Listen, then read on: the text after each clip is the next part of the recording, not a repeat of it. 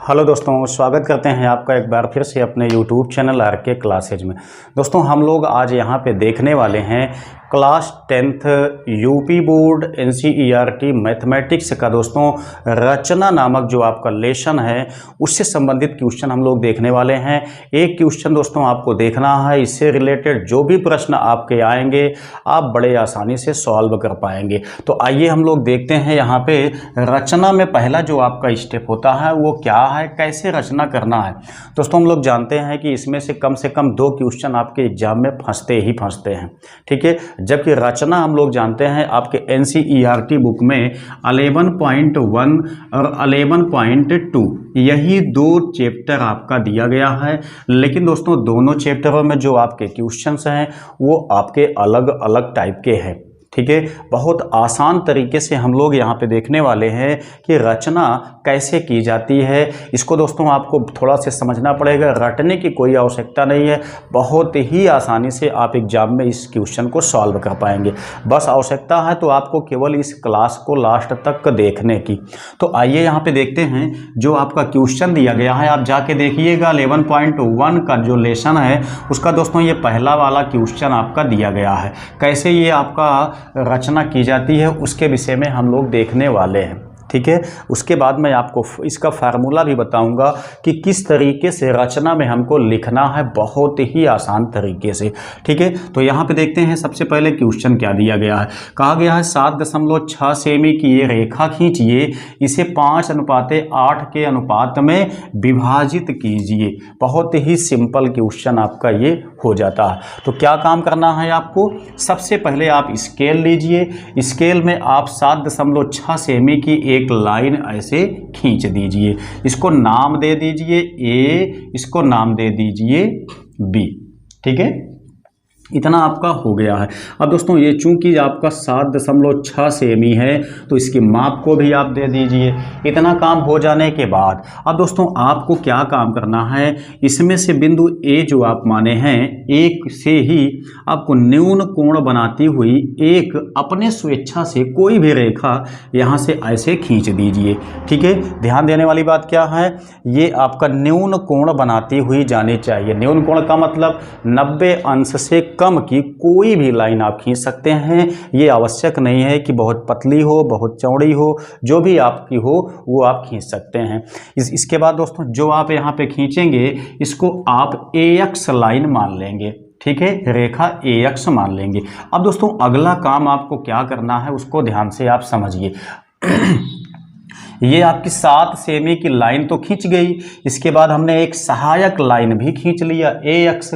इसके बाद आपको इसमें चले आना है, जो आपका दिया गया है कि इतना के अनुपात में इसको विभाजित कीजिए। इसको क्या काम करना है अब सुनिएगा दोस्तों। यहाँ पे जो दिया गया है 5:8 दिया गया है, तो आप इन दोनों को जोड़ दीजिए, ठीक है। अगला काम क्या कीजिए, इन दोनों को जोड़ दीजिए। तो अनुपातों का योग क्या होगा उसको आप ध्यान से देखिए। अनुपातों का योग ये क्या होगा दोस्तों, देखेंगे तो ये आपका 5 है प्लस 8 जोड़ेंगे तो कितना होगा, 13 सेमी आपका टोटल बन जाता है। तो 13 सेमी से आपसे कोई मतलब नहीं है, केवल 13 आप देखते हैं कि यहाँ जोड़ने के बाद हो जाता है। अब दोस्तों ये जो लाइन आपकी दी गई है इसी को 13 समान भागों में आप काट दीजिए, ठीक है। जैसे बात करते हैं गोला प्रकार आप लेते हैं, उसमें आप पेन या पेंसिल को डाल देते हैं। डालने के बाद दोस्तों यहाँ पे रखते हैं, उसके बाद यहाँ पे काटते हैं। अब यहाँ से उठाइए, यहाँ पे रखिए, यहाँ पे काटिए, ऐसे यहाँ पे रखिए, यहाँ पे काटिए, यहाँ पे रखिए, यहाँ पे काटिए। ऐसे ऐसे दोस्तों आपको काटते हुए इसको 13 भागों में बांट देना है। तो सबसे पहले मैं इसको 13 भागों में बांट देता हूँ।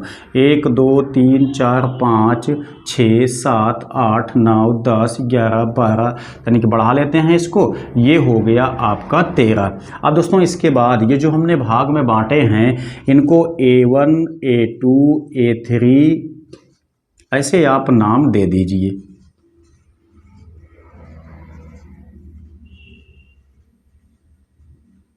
जितना भी आपने काटा है, जितना भाग बना हुआ है उतना, यानी कि 13 भाग हम यहाँ से लगा लेते हैं, ठीक है। ये आपका हो गया 13। अब अगला काम आप पकड़िए। इतना दोस्तों बन जाने के बाद सबसे सिंपल काम है कि ये लास्ट वाले को जो 13 आपका बना हुआ है इसको आप बिंदु बी से मिला दीजिए, मतलब A13 को बिंदु बी से आप मिला दीजिए। ठीक है, तो ये आपका ये वाला भाग हो गया। इसके बाद दोस्तों क्या काम कीजिए, इसमें से सबसे छोटा आपका जो भी हो, जिसे 5:8 कहा गया है, तो इसमें से छोटा आपका 5 है, तो 5 भाग आप यहाँ पे जहाँ पे 5 हमने लिखा हुआ है वहाँ पे स्केल को रखिए और इसके समांतर एक लाइन आप ऐसे खींच दीजिए। जैसे ये वाला आपका समांतर में गया है, यहीं पे स्केल को रखिए, सेम आगे ले आइए, यहाँ पे स्केल रखिए, उसके बाद 5 वाले से आप मिलाते हुए एक लाइन को खींच दीजिए। इससे क्या होगा, ये आपका जो रेखा आपका ए बी था वह 5:8 के अनुपात में अपने आप विभक्त हो जाता है। कोई दिक्कत आपको नहीं पड़ती है, बहुत ही सावधानी पूर्वक ये आपका कंप्लीट हो जाता है। ठीक है, इसको आप जो आपका गोला प्रकार होता है, पेंसिल होता है या पेन होता है, उसकी सहायता से अपने कॉपी में इस क्वेश्चन को या इस वीडियो को देखने के बाद इसी टाइप का कोई भी प्रश्न आप ले लीजिए। उसके बाद दोस्तों उसका आप लोग कैलकुलेशन करके यहाँ पे रचना करके देख लीजिए, बहुत आसानी से ये फिट हो जाएगा। ठीक है, तो दोस्तों यहाँ पे ये जो आपका यहाँ जब काटा हुआ है इसको आप नाम दे दीजिए सी।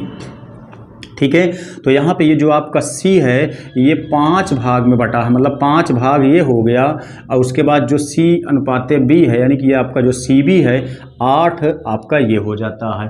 ठीक है, मतलब यहाँ से यहाँ तक की लंबाई 5 हो जाती है, यहाँ से यहाँ तक की लंबाई 8 हो जाती है। फाइनली आपको यहाँ पे क्या लिखना होगा, इसमें लिखना होगा कि अभीष्ट रेखा खंड, ठीक है, या अभीष्ट रेखा खंड या रेखा खंड का अनुपात जो कहा गया था वो क्या होगा, AC/CB इज इक्वल क्या हो जाएगा, A5 अपान क्या बनेगा, A5 इंटू A13। ठीक है, यही आपका लास्ट में लिखना होता है, ये टॉपिक आपका कंप्लीट हो जाता है। ठीक है, रचना कैसे लिखना है इसमें वो चीज़ मैं आपको यहाँ पे बता देता हूँ, वो भी आपका अच्छे से कंफर्म हो जाना चाहिए। ये क्वेश्चन तो आपका बहुत ईजी था जिसको हम लोग इस तरीके से रचना कर सकते हैं। हमको लिखना क्या होता है दोस्तों, सबसे पहले बातों को आप समझिएगा, सबसे पहले आपको लिखना क्या होता है रचना में। रचना में हम जानते हैं इसको सॉल्व करने के बाद हमको स्टेप्स को भी यहाँ पे लिखना होता है। स्टेप्स में दोस्तों आप फार्मूले का इस्तेमाल कीजिए, जो आपने पहले किया उसको आप लिखिए, उसके बाद सेकंड पॉइंट में आप लिखिए, जो आपने सेकंड काम किया उसको लिखिए, थर्ड पॉइंट बनाइए, जो आपने उसके बाद किया उसको आप थर्ड पॉइंट में लिखिए। मतलब जो आप यहाँ से करते गए हैं उसी चीज़ों को आप लिखते चले जाइए, वही होता है रचना। जैसे अभी बात कहें हम, सबसे पहले हमने क्या काम किया था, हमने 7.6 सेमी की एक लाइन खींचा हुआ था AB। ठीक है, तो हम यहाँ पे क्या लिखेंगे, यहाँ पे लिखेंगे सर्वप्रथम 7.6 सेमी की एक रेखा, इसको हम हटा देते हैं, कि एक रेखा AB खींचा, इतना हमने कह दिया। सेकंड पॉइंट में हमने क्या काम किया, बिंदु A से न्यून कोण बनाती हुई एक रेखा AX खींचा, उसको हम सेकंड पॉइंट में लिखेंगे। ठीक है, क्या लिखेंगे, बिंदु A से AB के साथ, A से AB के साथ न्यून कोण बनाती हुई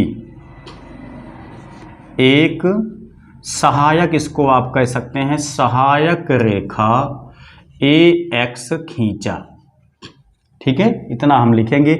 इसके बाद जो थर्ड वाला पॉइंट होगा दोस्तों, उसके बाद क्या कहेंगे, हम यहाँ पे कहेंगे कि AX को अनुपातों का योग कितना, 13 हम लिखेंगे। यहाँ पे हम लिखेंगे AX को 13 समान भागों में, अनुपातों का योग कितना आया, 13 समान भागों में विभक्त किया।